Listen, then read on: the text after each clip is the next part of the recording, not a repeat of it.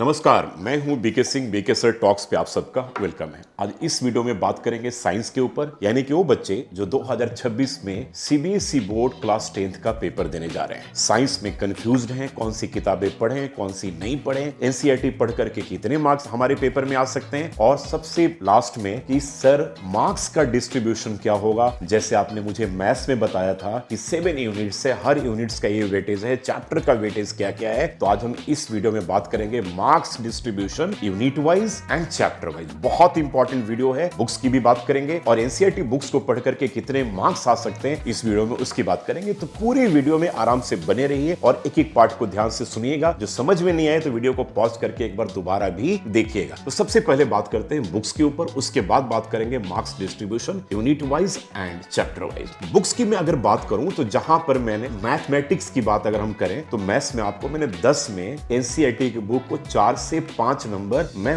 Maximum दूंगा, इससे ऊपर नहीं दूंगा। ठीक है, 4 से 5 नंबर मैक्सिमम, क्योंकि बेसिक लेवल वाले बच्चे एनसीईआरटी को पढ़ करके 80 में 40-45 नंबर ला सकते हैं, लेकिन स्टैंडर्ड वाले बच्चे एनसीईआरटी को पढ़ करके 40 से 50 लाने में उनको बहुत स्ट्रगल करना पड़ेगा। अगर कॉन्सेप्ट क्लैरिटी ठीक है तब वो ला सकते हैं, यानी कि उनको बाहर के बुक्स, रेफरेंस बुक्स की प्रैक्टिस की जरूरत होगी। यानी कि एनसीईआरटी बुक में, एनसीईआरटी बुक उन बच्चों के लिए जो बेसिक और स्टैंडर्ड, उनके लिए बहुत हद तक वर्थ नहीं है। यानी कि एनसीईआरटी को पढ़ करके बहुत अच्छे मार्क्स सीबीएसई बोर्ड के पेपर में नहीं लाए जा सकते हैं, जैसा कि सीबीएसई बोर्ड के क्वेश्चन पेपर का अभी पैटर्न है। आप क्वेश्चन पेपर को देखेंगे और टैली करेंगे अपने एनसीईआरटी बुक से, तो डायरेक्ट की तो बात छोड़ दीजिए, क्वेश्चन बड़े दूर दूर तक एनसीईआरटी के बाहर से होते हैं। अब उसी जगह पे अगर मैं साइंस की बात करूं तो साइंस में मैं इस बुक यानी कि एनसीईआरटी के बुक जो है साइंस की, मैं इसको 10 में 10 नंबर देना चाहूंगा, 10 आउट ऑफ 10। इस बुक का टोटल अगर हम पेजेस की बात करें तो 219 के करीब पेज है। प्राइस की बात करें तो 160 के करीब प्राइस है। तो इस बुक के अलावे कोई भी बुक आपको लेने की जरूरत नहीं है। क्या करना है, कैसे करना है, जरा उसको देखिएगा, ध्यान से सुनिए अभी उस बात को। इस बुक को पढ़ने का आपका तरीका थोड़ा सा अलग होना चाहिए। कहते हैं ना कि जीतने वाले कोई अलग काम नहीं करते, वो हर काम को अलग तरीके से करते हैं। पढ़ने का तरीका यह है कि इस बुक को बिल्कुल आप थॉरली रीड करके आप एक एक लाइन को पढ़ो। बहुत ज्यादा पेजेस नहीं है, 219 के करीब पेजेस हैं। आप अगर चाहोगे तो 2 से 3 महीने में एक एक लाइन को अच्छे तरीके से, इंक्लूडिंग इन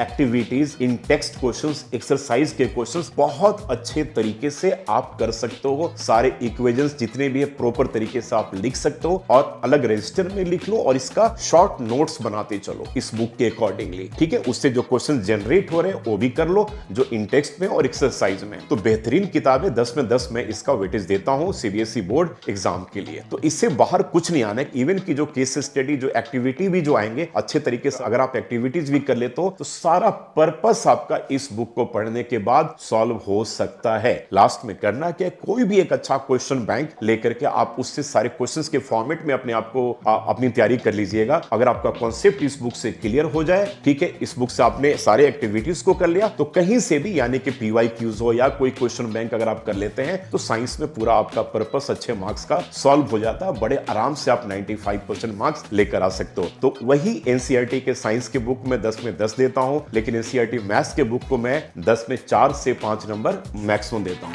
अब हम इस वीडियो में बात करेंगे marks distribution of science 2026 CBSE board class 10th paper के लिए। यूनिट वाइज भी देखेंगे और चैप्टर वाइज भी देखेंगे। सबसे पहले बच्चों मैं यह बता दूं कि साइंस में टोटल नंबर ऑफ जो यूनिट्स है ना वो है 5। सबसे पहला यूनिट है केमिकल सब्सटेंसेस एंड बिहेवियर, दूसरा जो यूनिट है वर्ल्ड ऑफ लिविंग, तीसरा जो यूनिट है natural phenomena and fourth unit है इफेक्ट्स ऑफ करंट। उसके बाद है नेचुरल रिसोर्सेस। नेचुरल रिसोर्सेस एक ऐसा यूनिट है जहां पर एक ही चैप्टर आपको करना है, दैट इज आवर इन्वायरमेंट, और इसका वेटेज 5 नंबर है। जैसे मैथमेटिक्स में कोऑर्डिनेट ज्योमेट्री का वेटेज 5 नंबर बिल्कुल फिक्स था, रियल नंबर्स का वेटेज 6 नंबर फिक्स था, कोऑर्डिनेट ज्योमेट्री का भी 6 नंबर फिक्स था, उसी तरीके से क्लास 10th की बात बता रहा हूं। ठीक है, आप इस यूनिट का यानी कि नेचुरल रिसोर्सेज में जो चैप्टर आपका और इन्वायरमेंट है, इसका भी वेटेज सीबीएसई बोर्ड के पेपर में फिक्स्ड है, दैट इज 5 मार्क्स। अब हम बात करते हैं केमिकल सब्सटेंसेस एंड बिहेवियर। इस यूनिट का वेटेज सीबीएसई बोर्ड में 25 मार्क्स फिक्स्ड है, जहां पर चैप्टर जो आपको करने हैं chemical reactions and equations, acid bases and salts, metals and non metals, carbon and its compounds. इन चारों चैप्टर की अगर हम बात करें तो हाईएस्ट वेटेज सीबीएसई बोर्ड के पेपर में मेटल्स एंड नॉन मेटल्स का हो सकता है, जो 9 to 10 मार्क्स तक जा सकता है। अंदाज लगाइए कितना मेजर चैप्टर है। केमिकल रिएक्शंस एंड इक्वेशंस का weightage 5 to 6 marks, acid bases and salts का weightage 2 to 3 marks, metals non metals का already I told you 9 to 10 marks, carbon and its compound का weightage 5 to 6 marks. Now coming to the second unit, world of living, जो आप biology के जिसमें chapters हैं, इसमें life processes का weightage highest हो सकता है, that is again 9 to 10 marks, fix नहीं है, प्लस माइनस 1-2 मार्क्स पर हो सकता है। कंट्रोल एंड कोऑर्डिनेशन, इसका वेटेज 5 to 6 मार्क्स का। How do organism reproduce, 3 to 4 marks. Heredity and evolution में एवोल्यूशन का पार्ट हटा हुआ है, तो हम हेरिडिटी को मानकर चले तो 6 to 7 मार्क्स इसका जो है वेटेज सीबीएसई बोर्ड के पेपर में आ सकता है। Now coming to the third unit, that is natural phenomena. इसका जो यूनिट का जो वेटेज है दैट इज 12 मार्क्स है, जिसमें दो मेजर चैप्टर है, लाइट रिफ्लेक्शन एंड रिफ्रैक्शन का वेटेज हाईएस्ट हो सकता है। फिजिक्स का पार्ट है 9 to 10 marks. The human eye and colourful world का वेटेज 2 to 3 मार्क्स हो सकता है। Now coming to the unit 4, that is effects of current. ये भी फिजिक्स का पार्ट है, जहां पर आपको इलेक्ट्रिसिटी का weightage 6 to 7 marks CBSE board के पेपर में हो सकता है।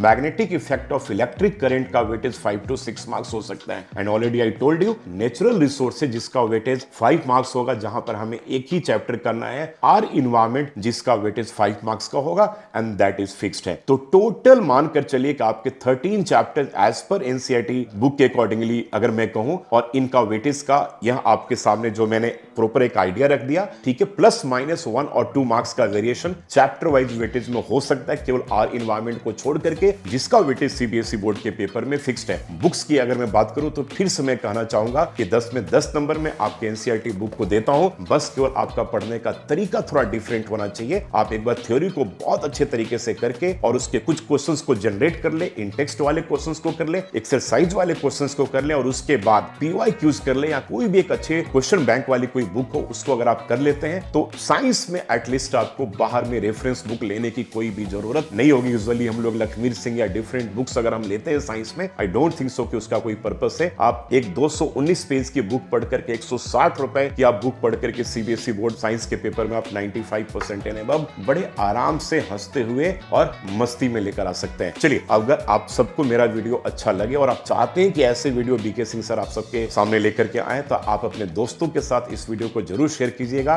और आप सबको लास्ट में thank you so much and God bless you all. खूब मेहनत कीजिए, आपके मार्क्स आएंगे, इसके अकॉर्डिंगली आप अपने प्लान को कीजिए। आप सीबीएसई बोर्ड के पेपर में सुपर सक्सेसफुल होंगे। ये मेरी ब्लेसिंग्स आप सबके साथ। Thank you so much.